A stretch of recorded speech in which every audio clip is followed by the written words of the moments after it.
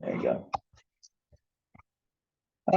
So class 12, getting pretty close to the end of unit 1 or middle part of unit 1.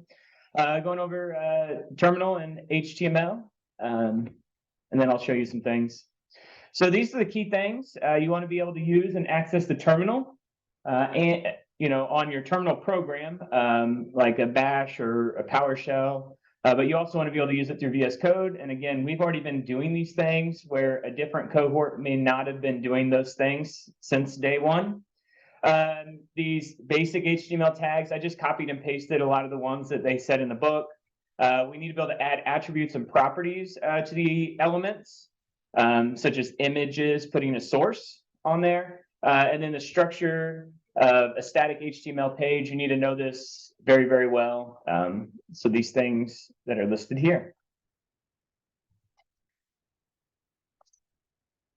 So terminal.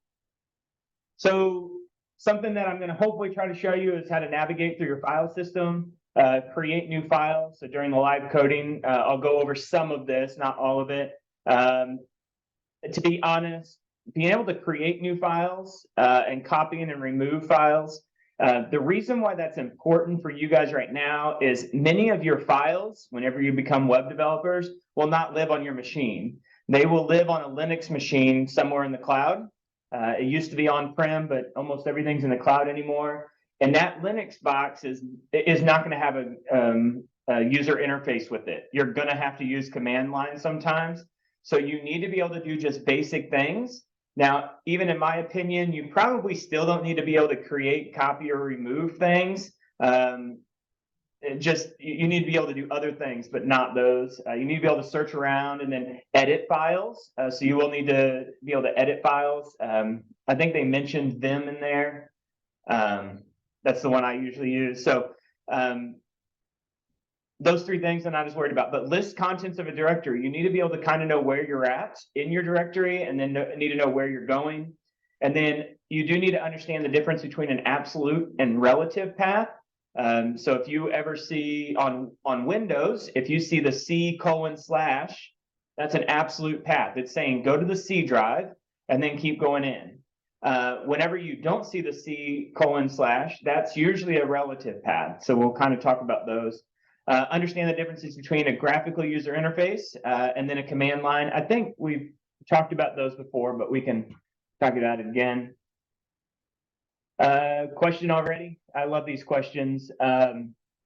Recommend using a Linux partition. It's a tool to like fool around with. And yes, you could. If you are already caught up on a lot of the other stuff and want to mess with Linux, I strongly suggest you do that. There are other free tools. I don't know them off the top of my head, but whenever I was teaching, I'd have people do some Linux things. To be honest, the best way to do a lot of this is to look up capture the flag games. So capture the flag will put you in a terminal, and you got to search through based on different things and open up and modify different things. It's more for cybersecurity is what it's geared towards. But those are excellent ways to get very good with the command line. So capture the flag games. I'd even do middle school games. You don't need to get advanced in there. So capture the flag games. Yeah, I know. Everybody's caught up, right? Big difference here. The thing off to the right here is top right. There we go. The top right, that's a graphical user interface. This is what most of us use, and there's nothing wrong with this. But whenever you go to a Linux box that's holding your files up in the cloud, they don't have this on the right. They only have this on the left. That's all they have. So you have to be able to at least get around. You don't have to be super good at it, but you need to know the basic commands.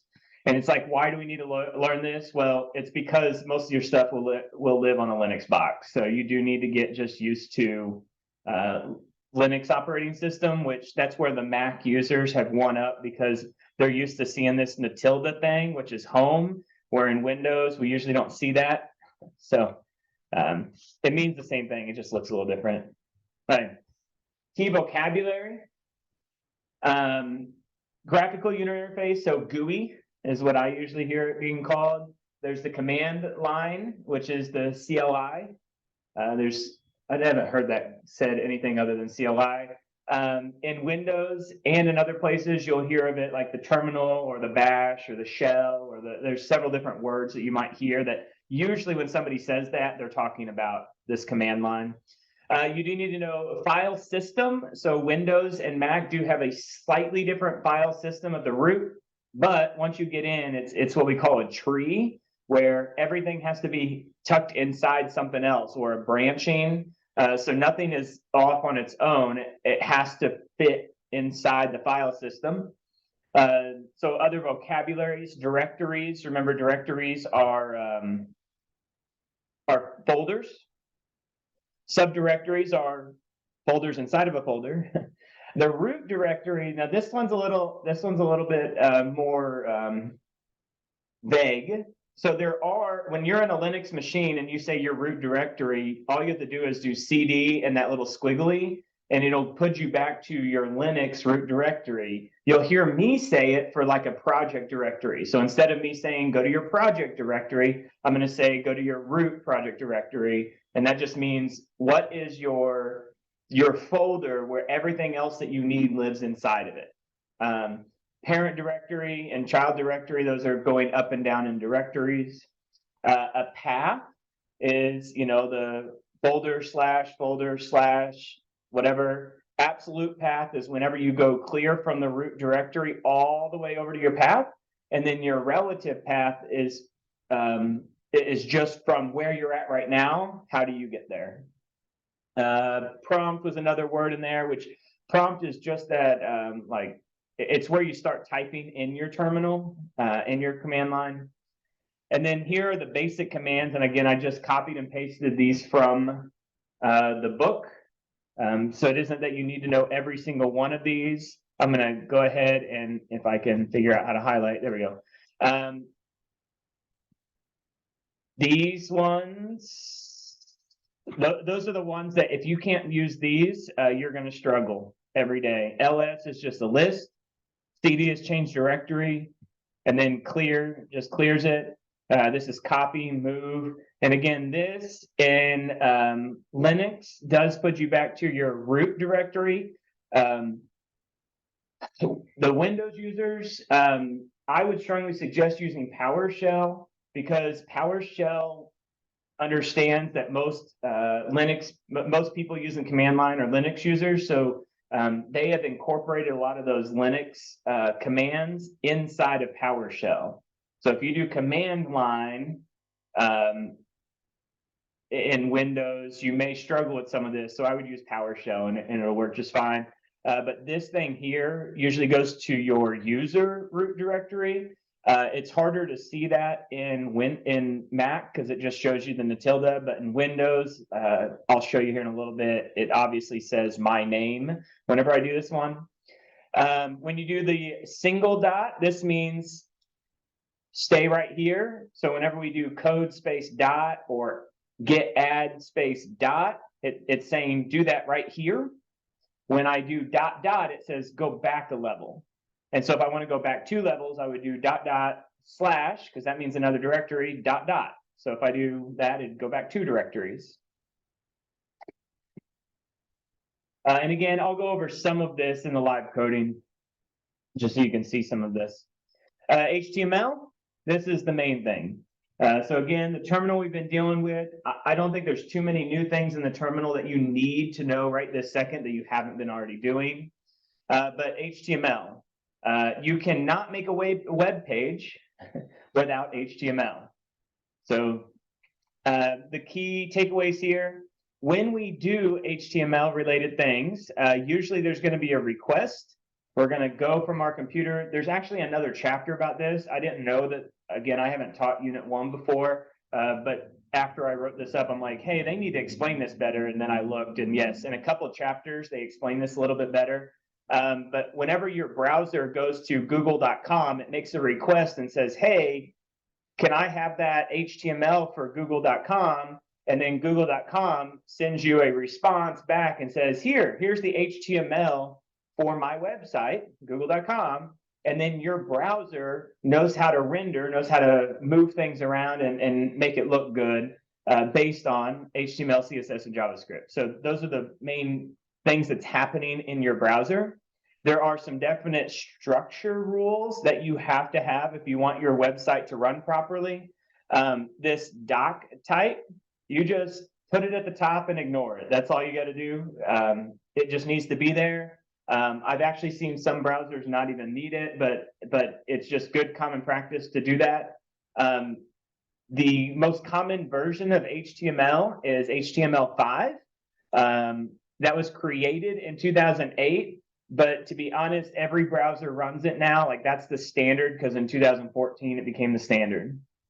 So your HTML open, I guess I didn't say open tag, close tags, but we'll talk about that. Your HTML is just signifying the rest of this page is going to be HTML. And then HTML is broken up into two sections, your head and your body.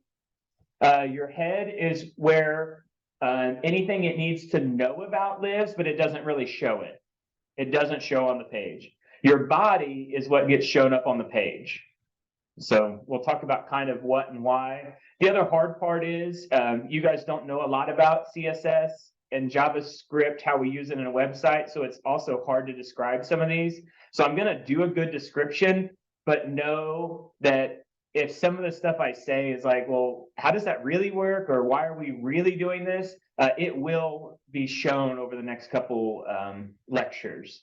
So we'll dive into a lot of this stuff more later. The main thing from this lesson that you really need to start hitting hard is memorizing those amazing tags, because there's all of them that they list in that book. So when we're talking about structure, this thing on the left, that should be in every single one of your web pages. So if it doesn't have the doc type, the HTML, the head, and the body, it's not a proper HTML document. And then I think I stole this from your studio, maybe. So this is an example given in the book. Is it from the exercise? Maybe. Sure. I never know. Okay. Did I copy and paste again? Okay. So to make a web page, we need the HTML.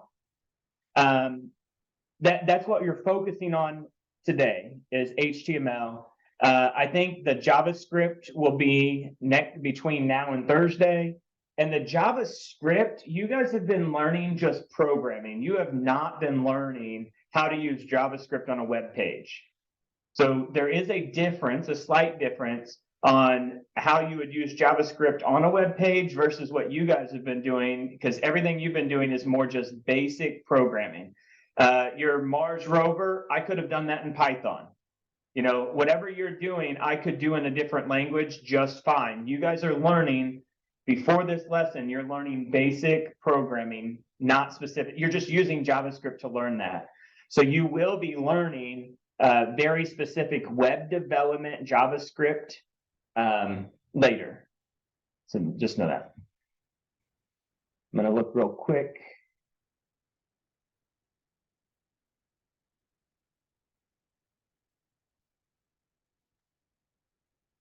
A couple things that I've seen that I just want to comment on. Git bash is mainly just for Git. Don't use terminal stuff in it. I mean, I guess you can use a little bit, but I don't use Git bash.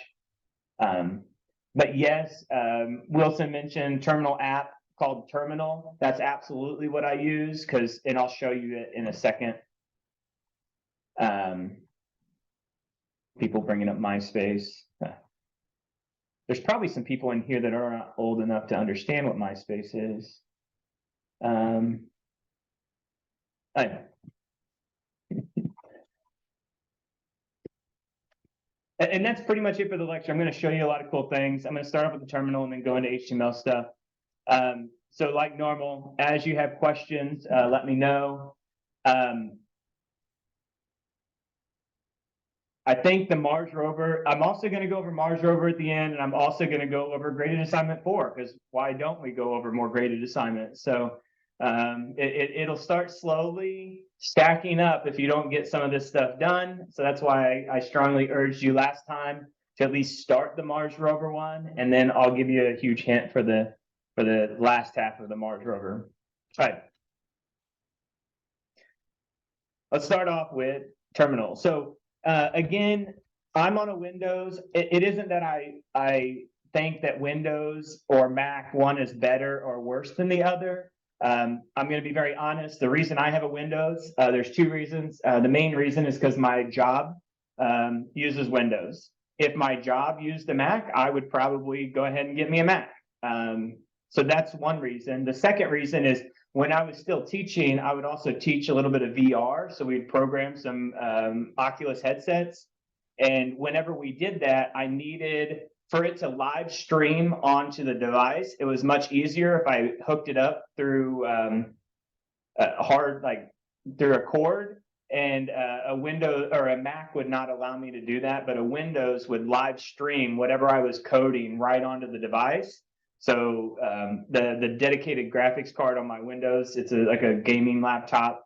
It allowed me to do all the VR stuff that I was wanting. So again, everything that we're doing in this class, you can do it on either Mac or PC. And just because I have a PC, I don't want people to think, oh, he hates Macs. No, to be honest, if my work had one, I'd probably have one. I don't want to go back and forth between a PC and Mac. I think that would be just insanity there. So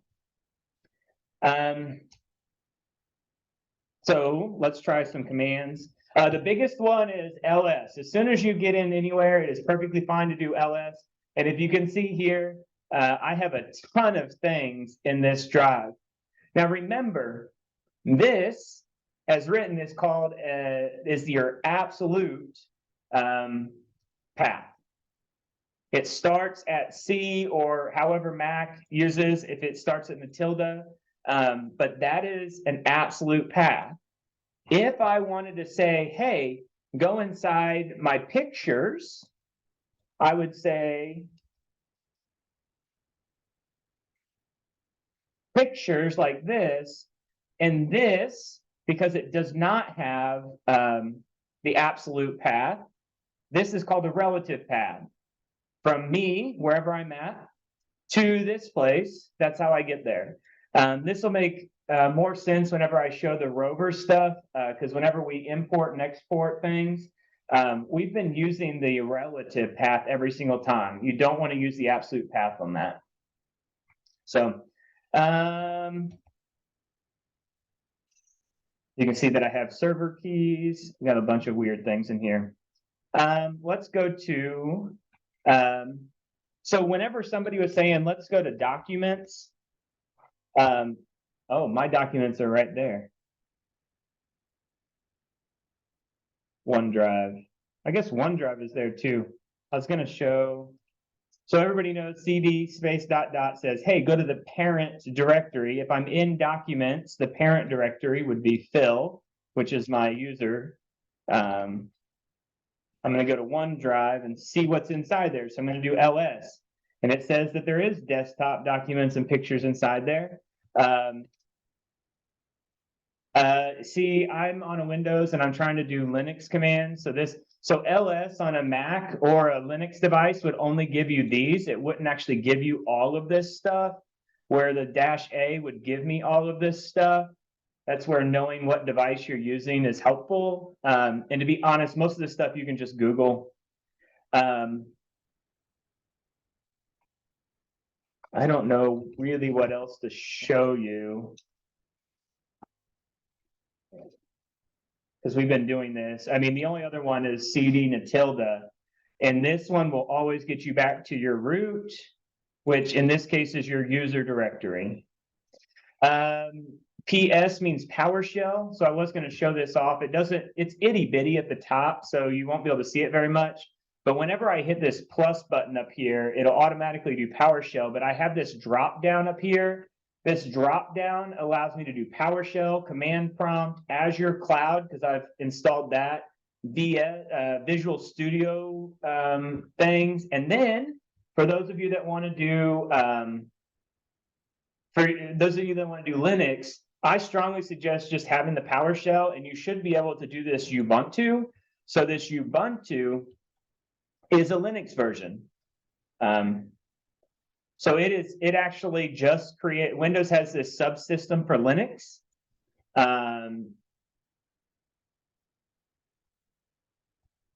And so you can try out Linux commands. So ls, I don't have anything in here.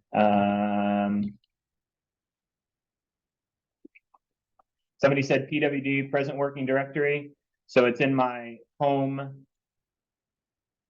/p Hodges. pwd also works in PowerShell. It just says your path is your present working directory. Kind of good to know. If you come up with anything else that you want me to show on the terminal, I can. But I think I'm going to go into HTML. It's a lot more fun. I don't even know what I'm looking at there or here. Okay, so let's go back to.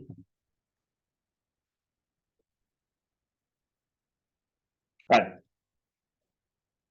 I'm going to go HTML. Let's see. What should I do? I should go to LaunchCodes.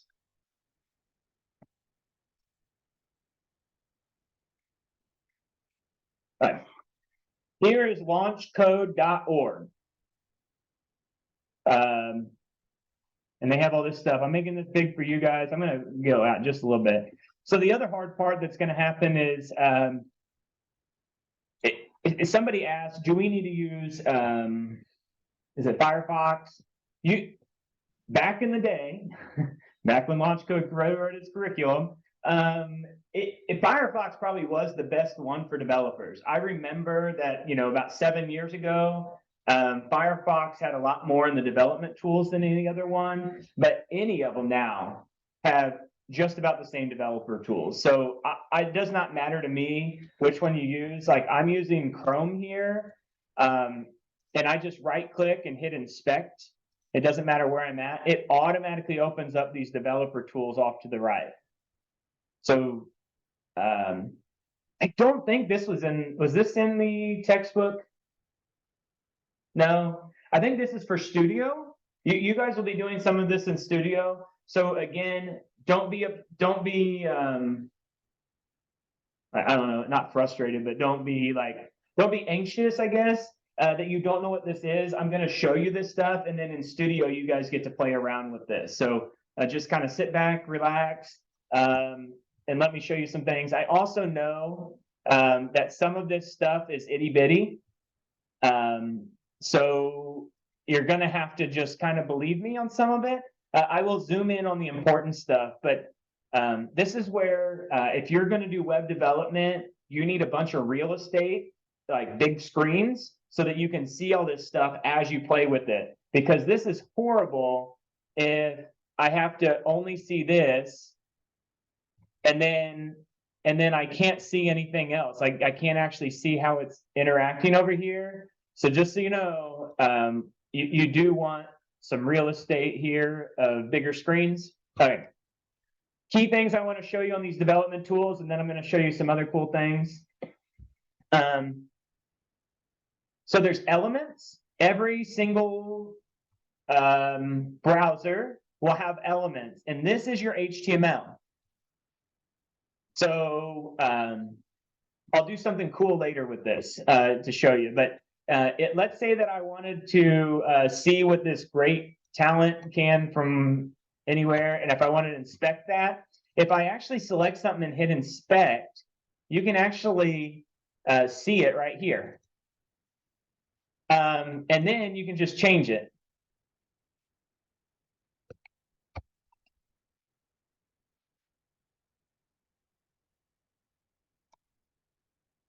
So I just changed the text of the website right here. An important thing to note, I am doing all this HTML. Again, I went to launchcode.org and I said, hey, give me the HTML for launchcode.org. And I sent a request out in the cloud, in the net, in the, whatever, the internet. And then I got a response back from LaunchCode that says, hey, here's the HTML that I want to show you. And so when I'm doing anything here, it is only changing it locally. If I hit the refresh button up at the top left, the old text comes right back, because at that time I'm going and I'm saying, hey, LaunchCode, what was that HTML again? Give it back to me again. And so I'm only changing this HTML locally.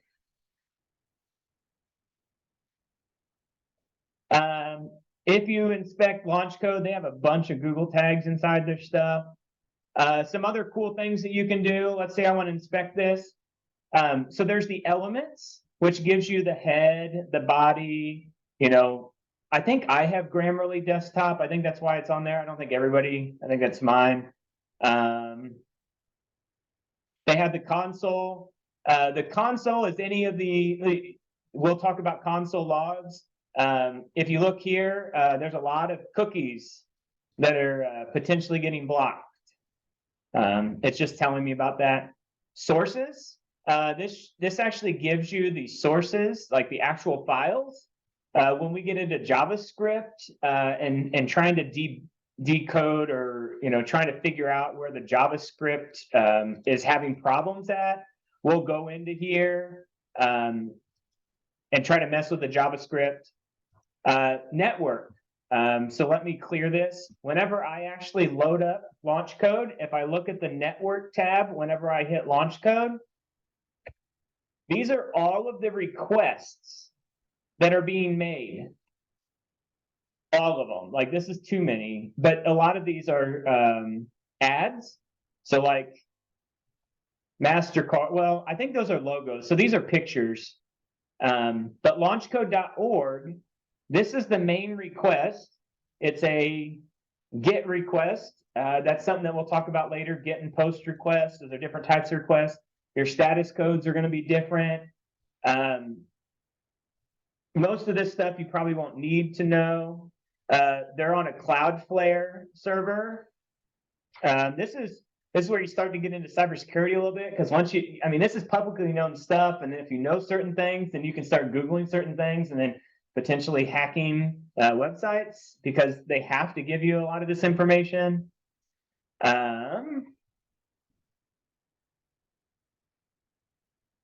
So the headers is what I'm sending. The response, this is what their response. So I said, hey, launchcode.org, go get me your web page. And their response is, okay, here it is. And this is their web page that they're giving back to me. This is how all web pages work. We can go to almost any of them. They're usually not as clean as this one, because usually so if I do something in Angular and React, I actually build this, and they build the HTML and JavaScript and CSS, and they kind of like compress it and put it into build files, which look different than this. So don't think that, like, if you go to another website and you're like, well, it doesn't look like this. Most websites are using some kind of build path along with them, so it isn't going to look exactly like this. But this is more or less what happens. They send back the HTML that you need.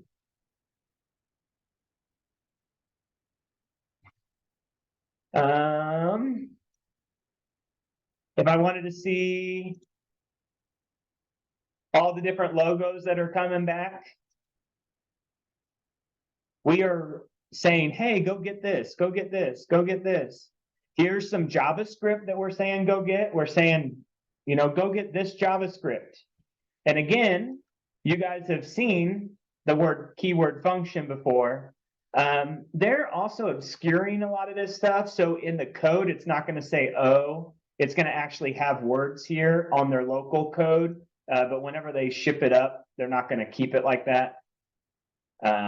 You've seen, var is kind of like let. We're going to use let. We're not going to use var when we do ours.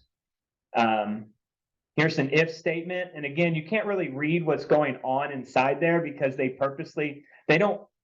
people don't care if you see their HTML. They don't care if you see their pictures, because they have to show them to you. But their JavaScript is often obscured like this, so that you can't just copy and paste it and it makes sense. That's a very common thing. But There's if statements and return statements. You guys know what those are. Objects, you guys know what those are. You know, the value, this is like the key value pair that we've been talking about. So again, we haven't written things exactly like this, but you're at least starting to see some of this. Const we've used. So hopefully it doesn't scare you as much to see some of this. I think that's our bigger thing, is as long as you're not afraid to look in some of this, I would just have fun and look a little bit. Right. These are all the different things that we have been getting back from LaunchCode whenever we do that. So that's the networking tab. Performance I never use. The only other one I use is the application, because this is where your cookies are stored. So launchcode.org is storing all of this stuff on your browser so that it doesn't have to mess with it later. On Thursday, I will show off that feral cat tracker app again, and I'll show you some things on there that we've done. It may not be Thursday, it might be next Monday. Whenever we get to a certain section that talks about this kind of stuff, I'll show you what we're doing. But the application, sometimes the memory, but usually not. And these are other Google Chrome things. Every browser is going to be slightly different. All right, so what I want to do, somebody already one of the TAs already posted it in their thing, but I was going to show it to you anyway. We can actually mess with this web page. I've already done it a little bit. Anytime you see style, this is what we're going to be talking about on Thursday. This is your CSS. So if I just went like this and I said, hey, I don't like that style. Oh, I don't like that style.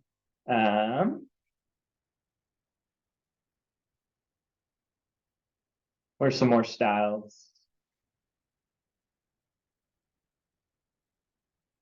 Well, how about this? I don't like anything in the head, so I'm just going to get rid of it. It was hard to see, but do you see how I just got rid of all the styling? The one thing I wanted to show you is whenever a website does not have styling, it looks like this. Whenever I add in the styling back in it, it looks like this. So that's the CSS doing most of that. There is a little bit of JavaScript. But do you see how the glasses here are huge? When I go here, the glasses aren't that big. So when you're talking about what does the site look like, that CSS, what we're mainly focusing on today is the content. Like this learn, if I get rid of all the styling, this learn is still there. This learn is wrapped in an H3 tag, a header 3 tag. Did they go over divs very much in the core in the book? Hey, so divs are mainly important for dividing things, which once you get to CSS, that's when it becomes extremely important for a div, because then you can attach different stylings to different things easier. So you'll see divs all the time. For what you guys are doing right this second, it may not matter as much, but you guys should have seen this paragraph, the P tag, the H tags. There's, I think, six. I think there's 6 header tags. Section is just a fancier div. There's all these different tags in here. If I go inside of this one, there's paragraph tags, H2. Do you see how there's not anything complex in here? It's just a bit like tag wise. There's the divs, there's paragraphs, sections. So LaunchCode's website, I'm going to refresh it so it looks better again. LaunchCode's website is more or less made with all the information that you guys have right now, content-wise. So The other thing, I don't want to go too much into this. I'll do it more later. But what I like to do is I like to click on this thing here and inspect it. And then over here, there's styles, computed, layout, listening events, DOM, breakpoints, etc. If I go to the styles, these are all the styles that are applied to whatever I did inspect element on. If it's crossed out, that means it's being overridden somewhere later. But let's say, which of these do I want to do? Let's say H2. I'm going to just do an H2 right here. I'm going to say color is purple. Oh, that one got overridden somewhere. Is this one? Let's say purple here. Oh, that one works. If you look over here, whenever you change some styling, it actually changes the color over here. So even though I wouldn't mess with the styling too much until Thursday, I did want to show you that not only can you change the text,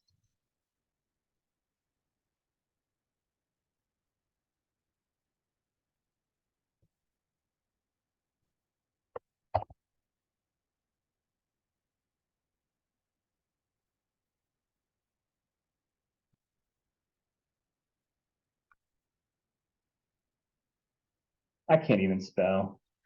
It is definitely one of those days.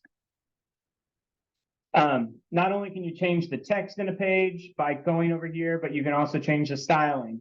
This is going to be your best friend when you're developing a web page. Because then I can go like this.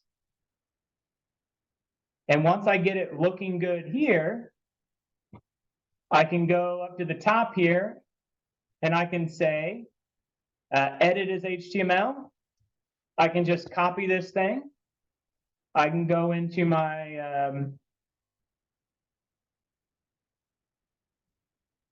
I can go into wherever I want to here and paste it. And then I can go over here and say, open in browser. Now, of course, a lot of the pictures and those kind of things will not work. And to be honest, I might have picked a bad example to do this with, but you can see that it's at least trying. I'll do this with a better one here in a second. But that's what I'm saying about HTML is 100% public, even if somebody thinks that whenever they, so here's all the content, so great talent, taking learning to the next level. All of the HTML, the content, I can just steal from any website pretty much. There's lots of debates on copyrighted things whenever it talks about content. When you talk about pictures and videos, those are absolutely, there's a lot of litigation talking about what does it mean to be a copyrighted or that copyright law with pictures and videos. Now with AI, it's also thrown a weird mix in there. But with just straight content like this, I don't know if there's ever been somebody that said, somebody stole my website and actually talked about like the P tags and the H tags and their CSS. Like it's very hard to say that somebody had done that. So from most of my good web developer friends that are front end, they 100% find a site they like, find which things they like on that site, use the inspect element just like we did here, figured out the color scheme that they liked, figured out, you know, all of the styling and then how they structured things, and they just created it based off of that. So that is a very common practice. So somebody asked about the source code. The source code, if done correctly, should be abstracted. So I don't know exactly where the, because this is using CloudFront, I doubt that they're just giving me an index HTML page. So I'd have to search a lot further. Yeah, they're probably using some other stuff in here. So I don't know how to find it. I mean, here's the home page, but I think all of these are JPEGs, and yeah, those are all pictures. So yeah, it sometimes is hard to find what you want. So just keep going through there. I'm gonna look at some comments. I'm gonna show you a couple of things. Oh, there are lots of comments. Let me start at the top. Hold on.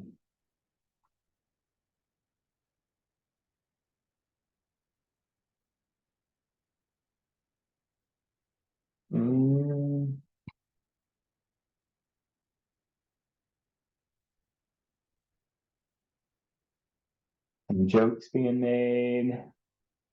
Are we going to get into network structure, infrastructure? Probably not. Yeah. Again, I haven't taught Unit 1, but I think that they go over just enough because you need to be able to send and receive messages to interact between your front end and back end. I did hear that some people complained on the limited nature of how much is in LaunchCode's curriculum over those connections. So I will definitely do that because I think that's one of the most important things you can learn in this course is once we know front end and we start adding back end, how do they actually communicate to one another? So I will definitely go over some of the HTTP request and response objects that I see all the time.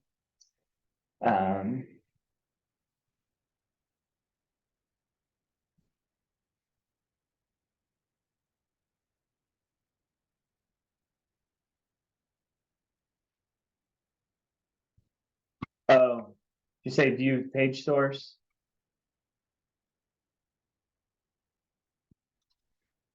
Yeah, see, some of this is still, I mean, this is the same thing as the HTML here.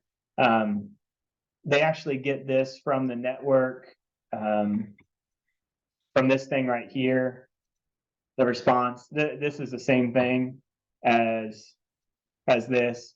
So yeah, you could go to the source. It's still, okay, this is actually a good example here. Do you see how the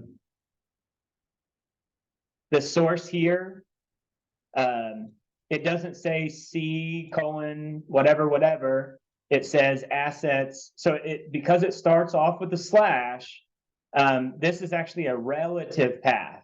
And that's very important to know for pictures, especially because if you ever put in your absolute path and then you copy and paste your folder structure somewhere else, meaning if you put it on the cloud, the absolute path is going to change. So make sure that you're doing the reference, not the absolute path.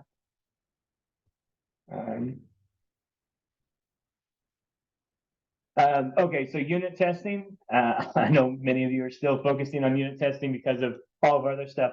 There's actually no unit testing here. All testing is done before the code gets deployed.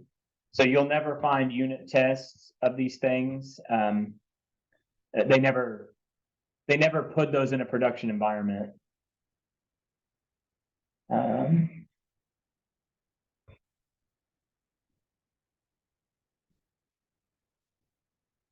I'm going to be careful what I say because this is recorded. There is somebody that was saying, let's say that LaunchCode did not want you to have access to this video. They'll show it here.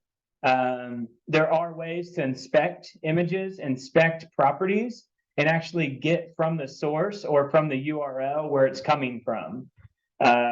I think there have been some people that have gotten better about figuring out how to do that better so that you can't just use it. But yes, you can get through like paid videos and not have to pay for them if you know how to go to the right link and inspect the right things. So on the other hand, I do want to tell you that because if you're in a company that does those kind of things, you need to be aware of checking this to see, can somebody just click on this link and go to where I don't want them to go. So just make sure that that's aware.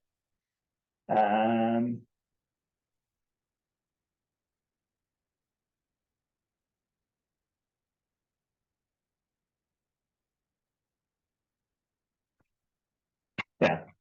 All right. Sticking with HTML before we go back to JavaScript. Assignment 4. Why don't we just compound assignments and do 2 assignments at one time? Well, this is HTML.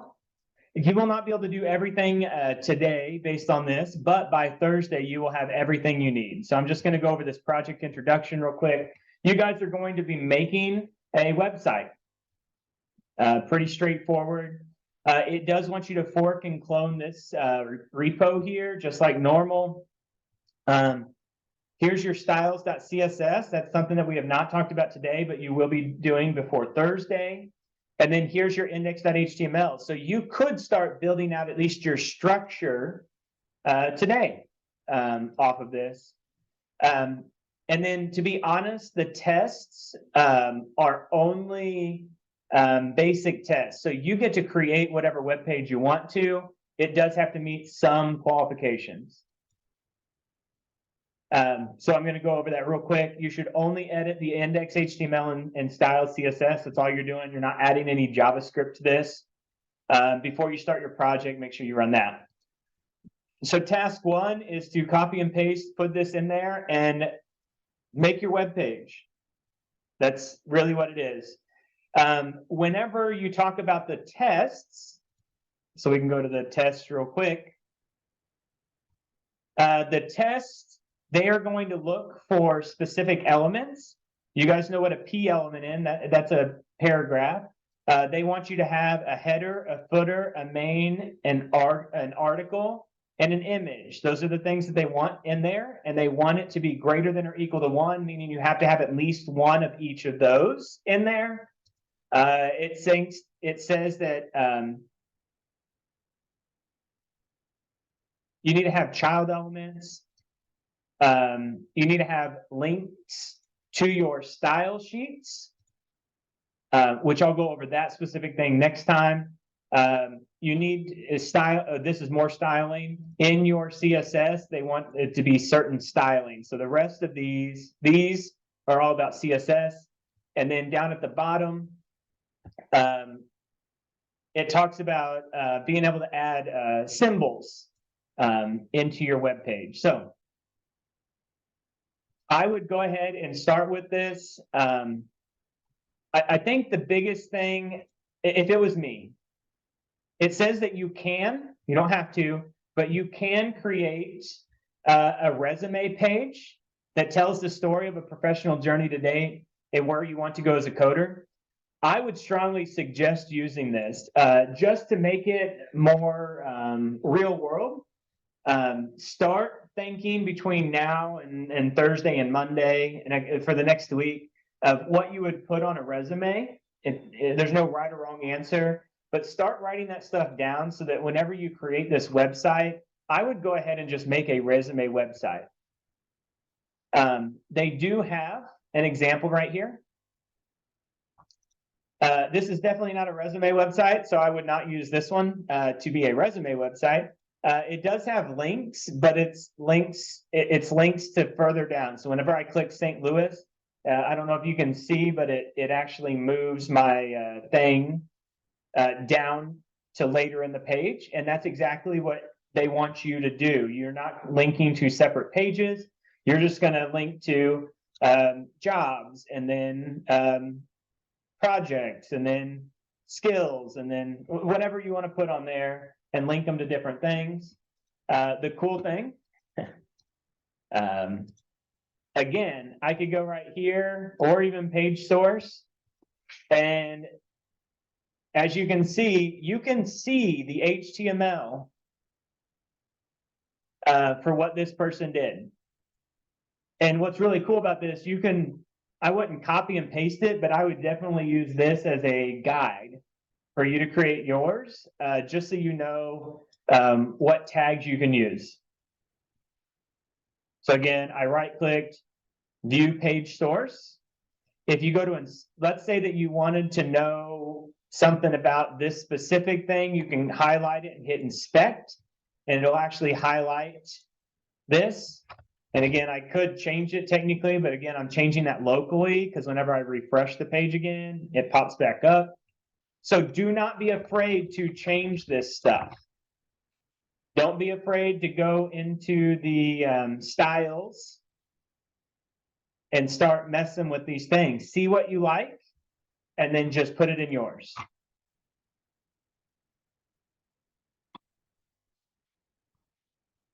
I think that's assignment 4. Read through that, but I would make a resume site. Now, some other cool things that you can do, you can actually go out and search for other HTML resume templates. I have went ahead and found a couple. Sometimes you'll find them on GitHub.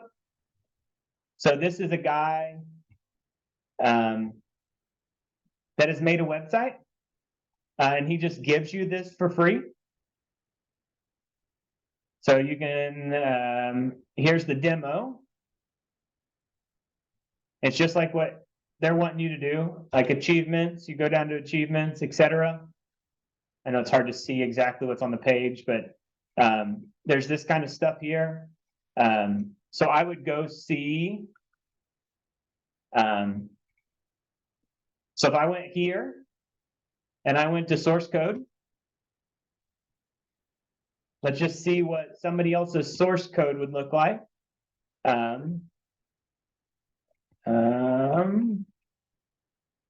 Their source code would have these different folders. Here's all their images, which you need to have a folder. I think LaunchCode wants you to put it in a folder called images, all spelled out rather than IMG. There is some JavaScript that he put in there. You don't need any for yours. He has CSS, but then he also has Sass, which is another type of thing that I don't think LaunchCode will get into, and I don't really know a lot about. But if I go ahead and take everything he has here and plop, let's say, out in a folder, and I just plop it right there, and then I open this up in VS Code,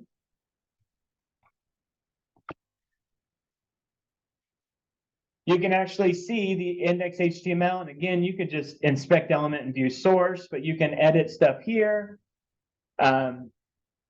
Again, I probably wouldn't use this one for assignment 4, but just to give you ideas, like UL, like a list element, or unorganized list and list element. It just shows you how simple but yet complex HTML can be all at the same time.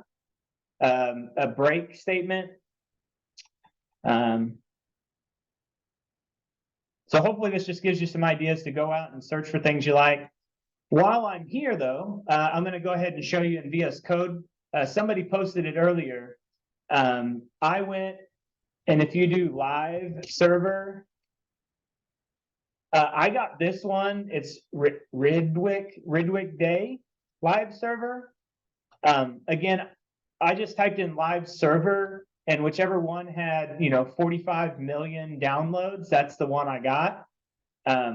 You could do almost any of these, but whenever I did that, if I go to the index HTML and right click, I can actually open with live server.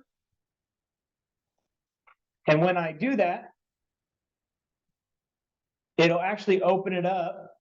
And I'm going to try to do this split screen here so you can see. But if I go to the index.html and let's say work experiences,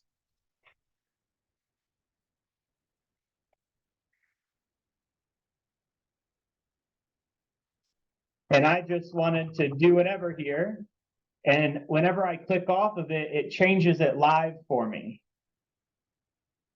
So when you guys are making your websites, that live server is kind of impressive because just as you do things, so this should change this number down here, and it did.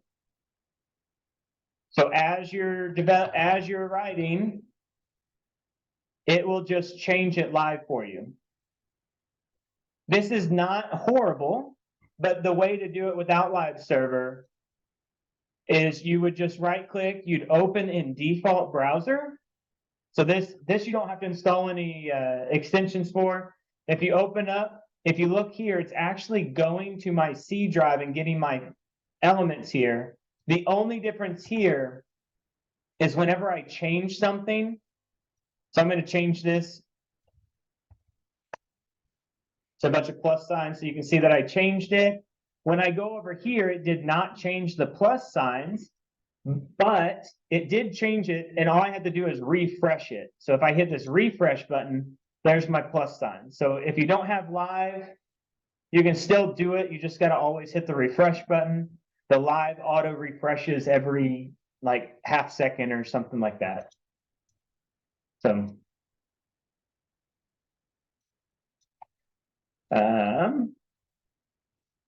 what else did I want to do? I wanted to make sure you guys knew how to see, I think it was it not that one? I downloaded one before that I thought was kind of cool. That's what I was playing around with whenever we were just getting on. Not that one.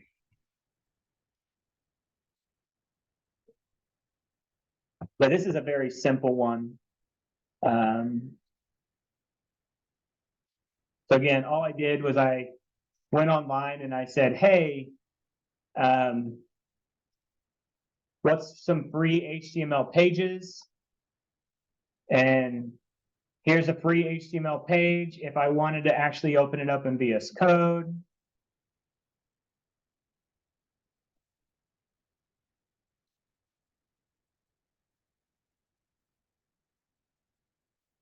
oh, there we go.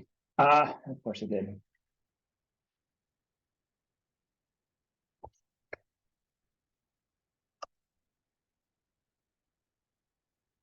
My computer's starting to sound like it's struggling. I can hear the fan just going hard right now. Okay. So again, this is just another HTML page that I found somewhere. It looks kind of cool. And then I can just start seeing what tags do they have. I can start playing with them. And then doing the live session, I can see what it changes. So, okay, read some questions, and then I'm going to go to assignment 3.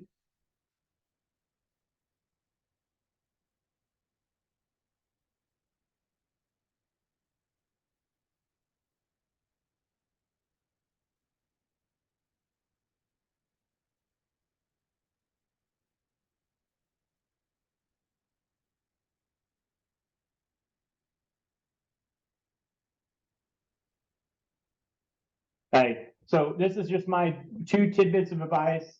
Jason and Billy were mentioning a portfolio website and then GitHub activity. Just my personal insight. If you have a computer science degree, your portfolio website probably isn't as important because that degree does hold some weight. For you guys, if you don't have a computer science degree, you have to show that you have the same talent that everybody else has, which you do. So don't think that I'm not saying that. Like I've seen launch coders do just as good or better than most college graduates. So I'm not trying to say that. What I'm saying is from the outside world, they are going to need more proof that you can do your job before they'll hire you. And so therefore, a portfolio website is absolutely important if you go through boot camps. That is your way of showing the world, I know how to do this. So absolutely, that's why I'm telling you to have, during assignment 4, you might as well, because I'm going to suggest you guys do a portfolio website anyway, go ahead and make yourself a personal website for assignment 4. And have fun and do what you need to do to make sure it looks good. Now with the GitHub activity, I'm going to be very honest with you. I don't know of hardly any hiring managers that have the time to go through your GitHub. Now, what they might say is, show me your top 1 or 2 projects that's in your GitHub. So everybody has, like, I have 30 projects in my repo, right, like in my GitHub right now. You guys already have 4, 5, 6, 7 of them just from LaunchCode. That's all going to be cluttered up. So your actual GitHub activity, I don't know of hardly anybody in the real world that actually looks at that. What they care about is the details that you put inside of it, meaning, give me that one project that you want to show to me. Give me that second project that you want to show to me. So you definitely need to have your GitHub updated with your current project stuff. But seeing the green checkboxes, LaunchCode, their apprentice program, for some reason, that's how they validate that you are actually still working. But me, I can work on something, and I'm going to work. I'm going to work on Monday. I'm going to work on Tuesday, Wednesday, Thursday, Friday. And if I don't commit it until Friday and push it, GitHub only shows that I worked 1 day, even though I worked 5 on it. So most people do not care about your GitHub activity, except if you're going into the LaunchCode Apprentice program, they want to see green dots everywhere, whatever they look for. So I'll tell you that. LaunchCode Apprentice program, absolutely, GitHub is a thing that they want to look at. It's because they can look at it and make a judgment. Their judgment is, if you're active, you're committing every day. In the real world, I'm not committing every day, even if I am working on it every day. So I'm just throwing that out there. If you're wanting to go into the apprentice program, try to jump through those hoops. I'll also be very honest. If you Google how to make all your checkboxes green, there are scripts that'll make all your checkboxes green too. I mean, just throwing that out there. If you want to beat the system, there's always a way to beat the system. That's still not going to land you a job. So,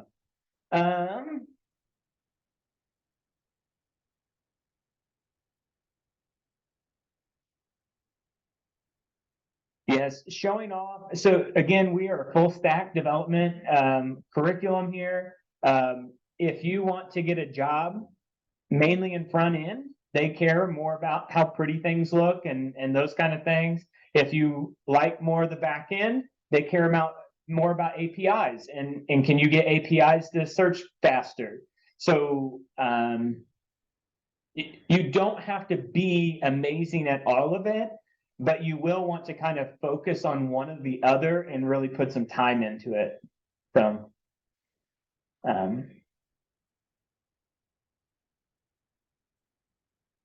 yeah, and I will just give the caveat. Anybody that tells you they are full stack, if they are a senior full stack developer, they are lying to you.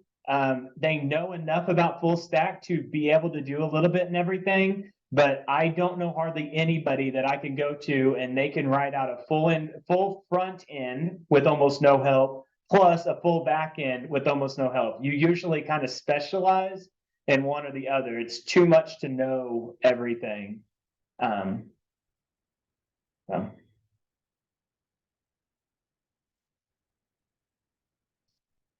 So Billy, I don't know what meetups you've been to that say the graphic display of activities are important, but I can tell you the coffee and code one I go to, they have never said that. I don't know. Okay, I am going to get into assignment 3. To get into the apprenticeship after LaunchCode, they will go over a huge spiel. So again, the JavaScript that you guys have been doing is not front nor back end. It's just programming with HTML, CSS, and then how we are going to start using JavaScript on the front end is more front end.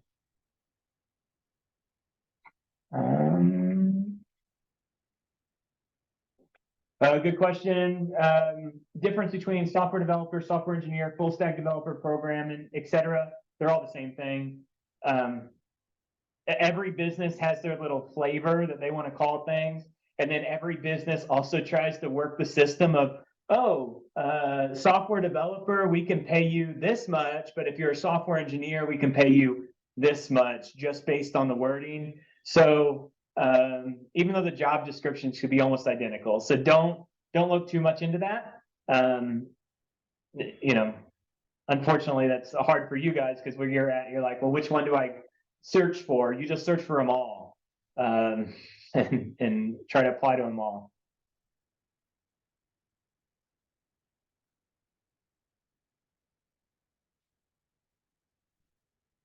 Billy, if you were talking about Justin that was at that other table, Justin's not a software developer, so I don't know who you talked to, but we can talk separate about that because I do want to know who that is.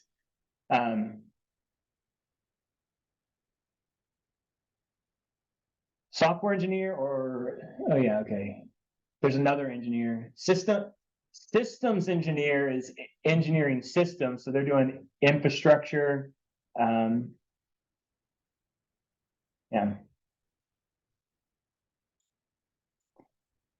Interesting question. How could you get hired over someone who used to work at Google?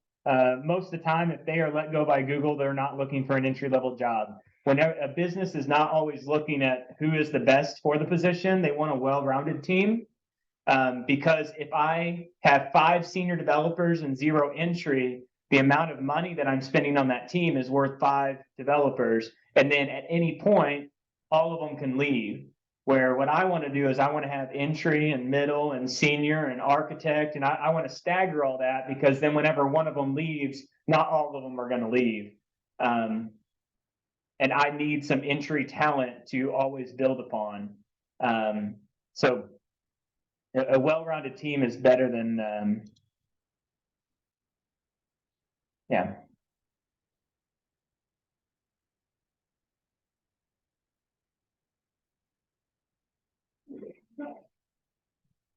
Yeah, fine. I'm going to go ahead and talk about assignment 3. And I think that'll put us perfect timing to get you guys a break before studio. I do want to reiterate that this HTML stuff is not, do not think too hard into it. Just copy and paste. Don't overthink some things. When we get to CSS, there is some structuring things there. And even I will have to look through, I have to Google it every single time because I just don't do a lot of front-end development. I understand what it means whenever I Google it, but I have to, it's not on the top of my mind all the time. So let's do Mars rover. I'm going to try my best to say this in as short as word as possible. There are technically 5 tasks. Task 1, go get the code. If you haven't done that, you're behind. Task 2 and task 3 are almost identical, where you're supposed to write the command. Oh, okay, well, task 2, you write the tests for the command class, but the command class is already written for you. Task 3, you have to write the test and the message class. So that's the only difference. Unfortunately, with tests, you just need to copy and paste from other tests that we have done and modify them, and then ask your TA and other people for help on the tests. But a lot of that is just trial and error until you finally start getting more comfortable with it. What I want to go over is the best way to tackle task 4. So the final task. Task 5 is submitting your work. I don't consider that the final task. That's just what you do at the end. So task 4, to get your rover to actually work, the first thing is, I'll reiterate, none of these require you to actually run any of the JavaScript. What they want you to do is do npm test every single time, and then your test will run your code for you. So you're not doing node index. You're just doing npm test every single time. Now, realistically, I did that for the command and the message, and it worked actually pretty good. But whenever I got to the rover, there was just a little too much stuff where I'm like, I don't trust my test to be testing the right things. So I wrote my test, but then I was also writing my code at the same time, which in the industry is more realistic. It does not help you with test-driven development, but that's what I did is I wrote my rover and the test at the same time and went back and forth. I think that it would help if you knew what it was supposed to do at the end. So I'm going to show you a running live working rover so that you guys see what that looks like.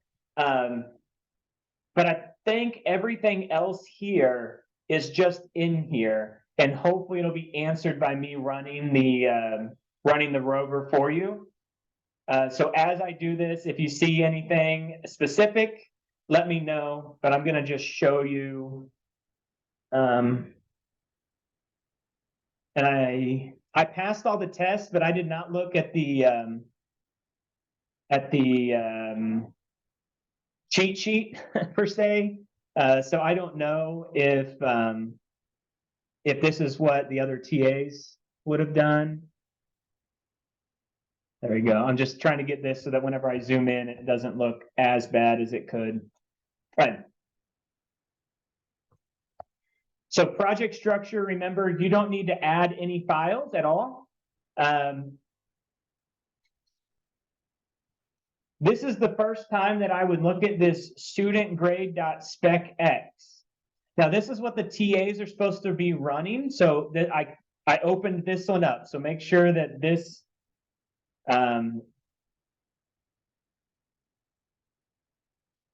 yeah, sorry, I can't think and talk at the same time right now. So make sure that you go into the spec, and of course you are creating these other tests, but this one is already created for you, and it says something like, this file is for grading tests. Please do not edit this file for any reason, and please do not edit this file. What I want you to do is inside the test, there's a let rover, let commands, let message, and let response. My suggestion is copy this. Not the test part, not the expect, not the test header, but everything on the inside. Go to your rover and paste it down at the bottom. So this is underneath the exports. Copy and paste this down here. What I would do is I will send this in my, I will post this whenever I post the video. I'll post these because one of these is unique. So whenever I do this, I'll explain what the rover is supposed to do. Okay? Whenever you assign a rover to be a new rover, it assigns it a position. So I'm thinking like a map. Do you guys know, like Mars rover? It goes, they put it down on Mars, and then they kind of drive it around and get things that they want from Mars and do some tests and all that kind of stuff. I think it's supposed to mimic that, where you're acting like it's a robot. You set it down at a position. You can do different things with it, which the only things that we are going to do is move, status check, mode change, and those are the only 3 commands. The book might have more. I can't remember if there was a 4th one or not, but you're just going to make an if statement. So if your command is move, you do something. If your command is status check, you do something. If your command is mode change, do something. You have to program those things. When it's move, this thing should be a number, and you are going to change the position from 100 to 4,321. So when you say move, you're going to move to this spot, to that location that's a number. When you run status check, it should print out the status at that time. And it tells you exactly what should be in the status, but you're going to print out the status. When you change the mode, it's going to say, okay, you want to change the mode. Well, what do you want to change it to? And there's different modes that you can change it to, and you just need to be able to change it to that mode. I'm going to say move again, move. I'm supposed to move it to this position, and then status check, it's supposed to print it out. Hopefully that kind of makes sense so far. There's some other things though. There are certain modes like low power. If it has low power, it's not going to move. So you're going to build this slowly, where anytime you do mode change, you're just going to change the mode. Anytime you say move, you're just going to change the move. That's what I would do. Program those as independent, separate things. and then start adding the overlap of, well, to move, I also have to check, I have to check the mode. If the mode is in low power, I can't move. All of those situations are described in task 4. So make sure that you read through those, but I only program and test one thing at a time. At the end, so whenever I was testing this, when I tested the move, I would delete all of these, and I would just have this. I would just have the move. If I wanted to test just the mode change, I'm just going to have it like this and just test the mode change. When I do the status check, again, I just check the status check. Right. Here's the oddity that I want to make sure that everybody knows. When you actually run this, and again, if you do npm test, it's not going to print anything out for you. It's just going to run it, and it's going to check, did you do what you're supposed to do or not? When you run this, now that I have this code here, I'm going to console log the rover. I'm also going to, so that you guys can see better because my screen's all weird. I'm going to print out an extra line there. I'm actually going to run the rover. Again, when you turn in your code, do not have code down here. You don't want any extra code. This is only for testing. When I run this and I say console log rover, my rover, it prints out the position, which is the 4321. It is not this one because my low power, since I had low power, it did not move on this one. This one is one that is working correctly. My mode at the end is low power because I changed my mode. And my generator watts is 110. They put that in there. I don't know why. You don't even change it. You just throw it in there as an attribute and have fun with it. It does say that the response is what it's looking at. The response is going to have a message name, and it's going to have results. But if you see this bracket here, this is where a lot of people get confused. My results is not just one result, it's an array. It's a list. It's a list of 1, 2, 3, 4, 5 things. If you look over here, there's 1, 2, 3, 4, 5 commands. So every time you have a new command, you have to add whatever that is to the result. If the command works, you're gonna put in it completed true. The reason why this move is false is because we had a low power, low battery. So we could not move, so this completed was false. But it's still displaying true or false on every single one of these.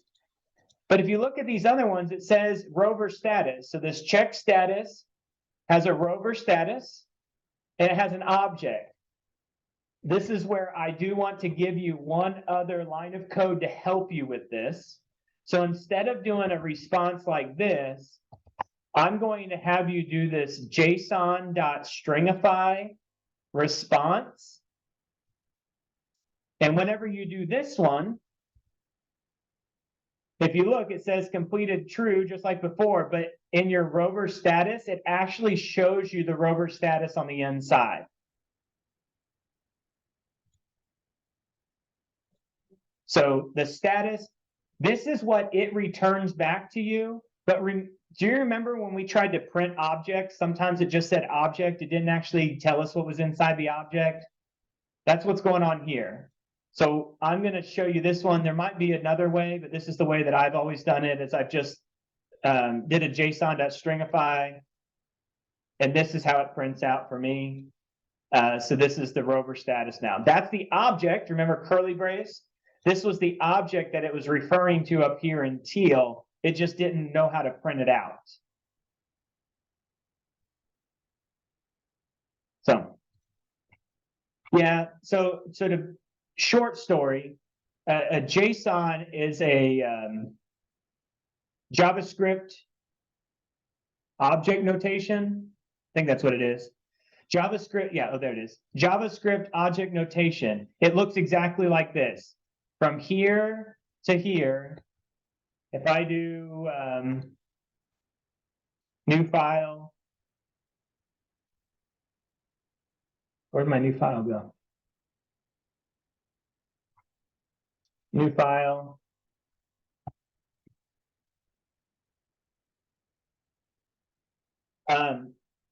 JSON is a JavaScript object notation. So whenever I send things across the internet, there's two common ways to send them. It's either in a JSON format or an XML format. XML is usually considered an older standard, where JSON is more of a newer standard.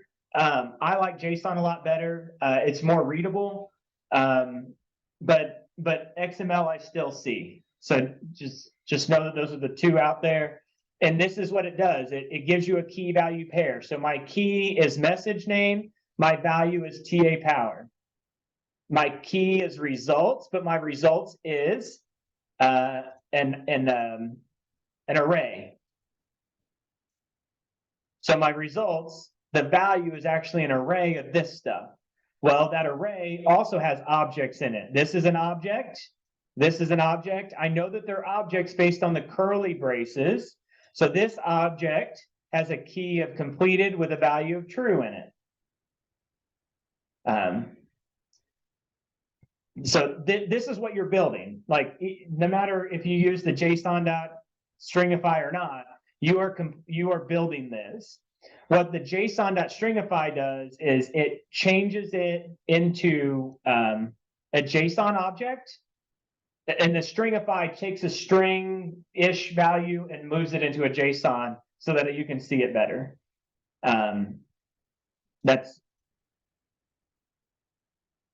There's a little bit more to it, but I think that's good enough for now. This is changing your string to be converted. It converts it into a JSON object. I'm not replacing anything. Actually, do I even need those? Will it run without that?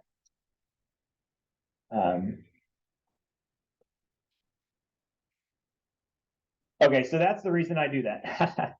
If you see, this is actually what is being returned. This is a JSON object. It's just text like this. Whenever I did the stringify and I put the 2 over here, that 2 formats it for me. So then it formats it like this. That's what the 2 does. Yeah. Hi. Read some questions, and I think that's hopefully enough information to really get you started on there.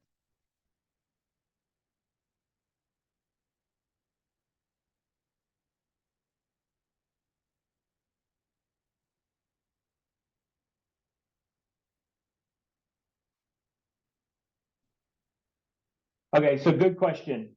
On assignment 3 in part 2, it says that you do not need to use the expect to throw. Does that mean that you shouldn't use an expect at all? You can, but it's not going to look for it. So you should not be testing for it. I don't think that's one of the tests. Yeah, because this one, well, hold on, test 4 throws an error. Oh, so it does throw an error. Here's what I did. I took my command class, however they did it, and I copied and pasted my command class over for my message class. That's literally what I did, and then modified it. Do not overthink the message that it has to be some spectacular thing. It's similar. It's not identical, but it's similar to the command class. Same thing with the base of the rover class. You could potentially copy and paste a lot of the command and message stuff over if you wanted to. Those aren't as similar, so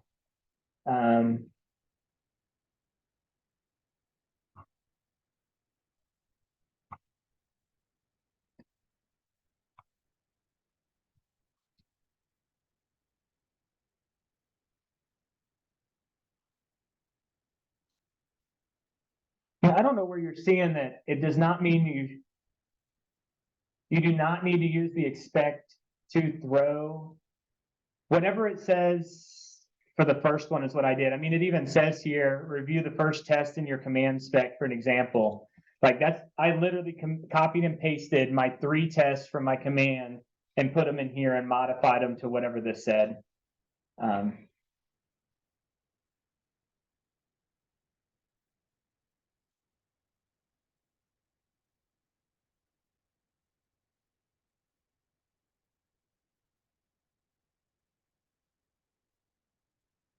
So question, status didn't need to print everything in the object. It only needs to print whatever they tell you to. So I think in here it says the rover status is going to be the mode, the generator watts, and the position. They have a good example right here of what it should look like if it had 2 commands in it.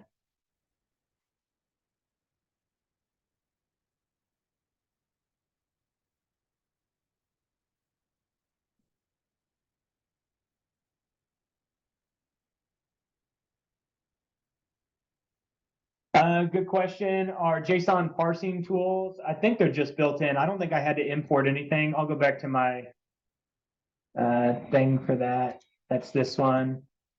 Yeah, I didn't have to import anything for that. I just said JSON. It's built in.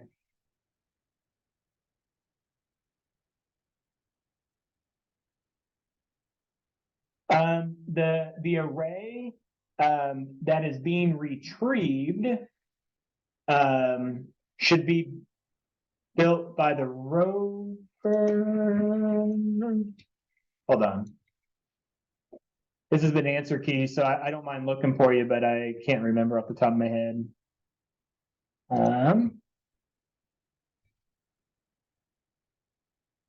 Yeah, I don't have hardly anything built inside anything except the rover. So the rover will build all that.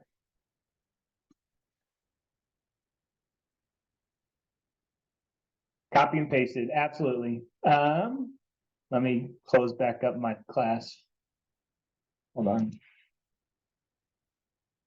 Okay. So in my rover, this is my rover class. I have it consolidated right here for you because that's my working code. Didn't want to show that off. The stuff that I copied and pasted here, I got from over here on the spec. I went to the student grade spec, the student grade, and it's this, all of these variables that they're using right here. That's what I copied and pasted, is all the variables inside the student grade spec. I pasted them down here, just like they were. And then I just console log rover and console log response. Once you want to get inside the response, you need to, there are other ways. What some people did, here's another way, and then I'll be done. I'll quit talking. You could print these out. So response, I'm trying to figure out the best way to grab this. This is not going to look pretty. It's going to take me too much time. But you could do these, and then instead of expect, you would do console log, and then oh, that might be smart to do.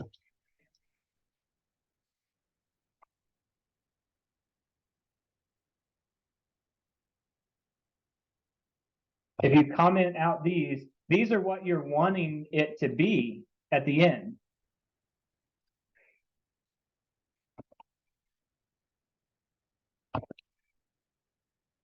So then if I take this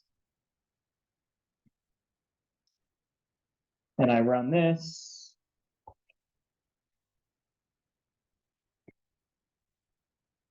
so my first one,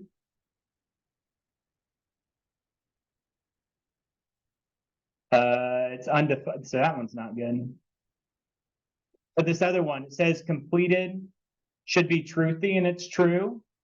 It says the position should be 432, should be that. Truthy, true, falsy, false, or whatever that, low power, that. So that might be the best way to do it. Yeah, I didn't want to comment all of them. I just wanted to comment just the ends because I wanted this to be console log out. I'm